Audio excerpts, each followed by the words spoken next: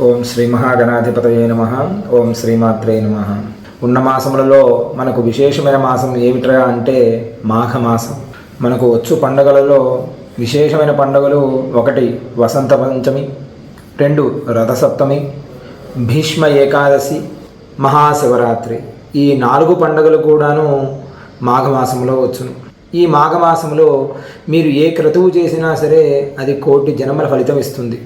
అందుకే ఏ కార్యక్రమం చేద్దామన్నా సరే మాఘమాసం చేద్దామండి, ఉత్తరాయణంలో బాగుంటుంది అని అందరూ అంటూ ఉంటారు. మాఘమాసంలో మఘ స్వామివారికి ఇష్టమైన మాసం, మాధవుడికి ఇష్టమైన మాసం ఇది, ఈ మాసం.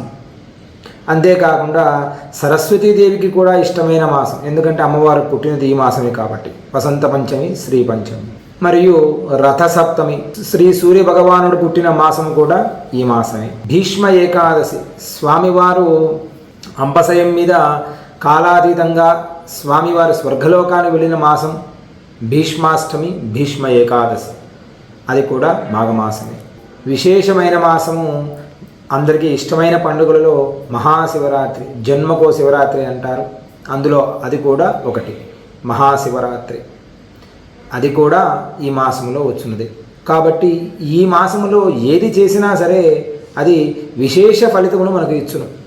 నదీ స్నానం చేయండి, దేవాలయానికి వెళ్ళండి, ఏది వెళ్ళినా సరే, ఏది చేసినా సరే అది ఎన్నో జన్మల ఫలితాన్ని మనకు ఇస్తుంది.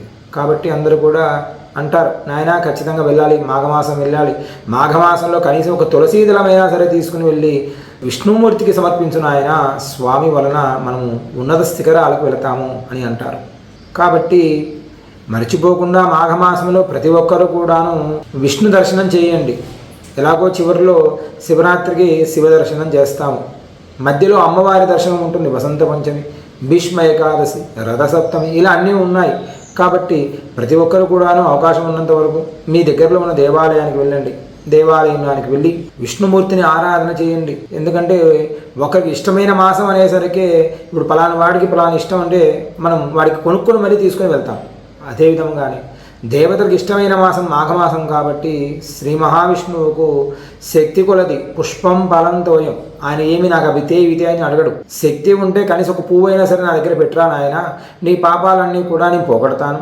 లేదా ఒక తులసీ దళము బిల్వదళం తెచ్చి నా పాదాల దగ్గర పెట్టినా సరే నీ పాపాలను నేను హరిస్తాను అని చెప్పి సాక్షాత్ భగవానుడు శ్రీ మహావిష్ణువు చెప్పాడు. విశేషమైన మాసములు మనకు 3 మాసములు, శ్రావణ మాసం, మాఘమాసం, కార్తీక మాసం. ఈ 3 మాసములలో మీరు ఏది చేసినా సరే సత్ఫలితములను పొందవచ్చును. మాఘమాసంలో నదీ స్నానం మనం వెళ్ళి చేసామనుకోండి, మన ముఖ్యమే కాదని నదీ స్నానం చేసేది ఋషులు, దేవాది దేవతలు కూడా అయ్యో మాఘమాసం వచ్చింది, మనం నదీ స్నానం చేయాలి, సముద్ర స్నానం చేయాలి అని చెప్పి దేవాది దేవతలు కూడా వచ్చి నదీ స్నానం చేస్తారట.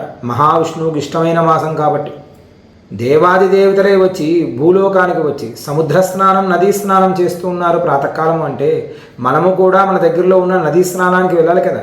మనము కూడా నదీ స్నానానికి వెళ్ళి ఆ దేవాది దేవతలతో కూడి ఉండి మనం కూడా స్నానం చేద్దాము. స్వామివారికి ఇష్టమైన మాసం మాఘమాసంలో మనము కూడా స్వామివారి అనుగ్రహం పొందుతాము. మాఘమాసంలో నదీ స్నానమే కానీ, సముద్ర స్నానమే కానీ, లేదండి ఎక్కడికి వెళ్ళడం లేదు, ఇంటిలోనే ఉంటున్నాం అనుకున్నప్పుడు కనీసం ఈ చిన్న శ్లోకమైనా చెప్పి ఆ మాధవుడి అనుగ్రహం పొందండి. స్వామికి నమస్కారం చేసి దుఃఖ దారిద్ర్య నాశాయ, దుఃఖ దారిద్ర్య నాశాయ, శ్రీ విష్ణు తోషణాయ చ, శ్రీ విష్ణు తోషణాయ చ ప్రాతస్నానం కరోమ్య మాఘ పాప వినాశనం అని చెప్పి, తండ్రి నేను చేసుకున్న పాపములన్నీ కూడా పోవాలి ఈ స్నానం వలన అని చెప్పి స్నానానికి అధిష్టాన దేవత అయిన శ్రీ సూర్యనారాయణ స్వామి వారికి నమస్కారం చేసిన ఎడల ఖచ్చితంగా మీ పాపములన్నీ కూడా హరించుకుపోతాయి. ఈ విధంగా మాఘమాసంలో నదీ స్నానం చేసి స్వామికి నమస్కారం చేసి మీ గ్రహదోషాలన్నీ కూడా తొలగిపోవడానికి మాధవుడు ప్రధానం, మహావిష్ణువు, ఆయన వల్లనే కదండి అంతా. కాబట్టి మీరు అవకాశం ఉన్నంత వరకు కూడా స్వామివారి దేవాలయంలో తులసీ దళాలతో అర్చన చేయించుకోండి. అవకాశం ఉంటే గోధుమలు కానీ, గోధుమ పిండి కానీ దానం ఇవ్వండి. ఈ మాఘమాసం చాలా విశేషం. గోధుమలు కానీ, గోధుమ పిండి కానీ, లేదా నువ్వులు కానీ, నల్ల నువ్వులైనా పర్వాలేదు, తెల్ల నువ్వులైనా పర్వాలేదు, ఒక పాత్రలో పోసి ఆ పాత్రతో పాటు దానం చేయండి. దాని వలన కూడా మాఘమాసములో చేసే ప్రతి దానము కూడాను 1:1 అండి. మీరు ఎన్ని చేసినా, ఏ కార్యం చేసినా సరే 1:1 రెట్లుగా ఉంటుంది. కాబట్టి ప్రతి ఒక్కరు కూడాను ఈ మాఘమాసమును అందరూ కూడా సద్వినియోగం చేసుకోవాలి.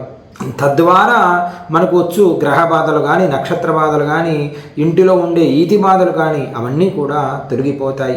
ఎవరైతే మాధవుడే చెప్పాడు, నాయన ఎవరైతే నదీ స్నానం చేసి ఈ శ్లోకపారాయణ చేసి ప్రతిరోజు నన్ను దర్శిస్తారో వారికి నేను సత్ఫలితములను ఇస్తాను అని చెప్పి మాధవుడే చెప్పాడు. కాబట్టి అందరూ కూడా ఈ మాఘమాసమంతా కూడాను ఆ మాధవుడి అనుగ్రహం పొందాలని కోరుకుంటూ మీ శ్రీకాంత్ శర్మ. మంగళం మహత్. స్వస్తి.